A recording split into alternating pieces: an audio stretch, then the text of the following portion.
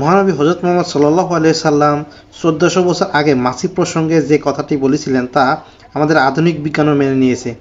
সহিহ বুখারী হাদিসে রাসূল সাল্লাল্লাহু আলাইহি সাল্লাম বলেছেন, যদি তোমাদের কারো পাত্রে মাছি পতিত হয় সে যেন উক্ত মাছিটিকে ডুবিয়ে দেয়।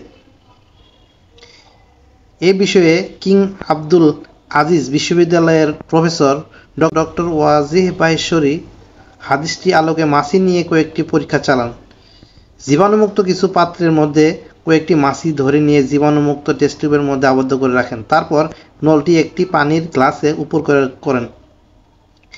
মাছিগুলো পানিতে পতিত হওয়ার পর উক্ত পানি থেকে কয়েক ফোঁটা পানি নিয়ে এসে পরীক্ষা করে দেখতে পান সেই পানিতে অসংখ্য জীবাণু রয়েছে। তারপর জীবাণুমুক্ত একটি সুচ দিয়ে মাছিটিকে ওই পানিতেই আবার ডুবিয়ে দেন।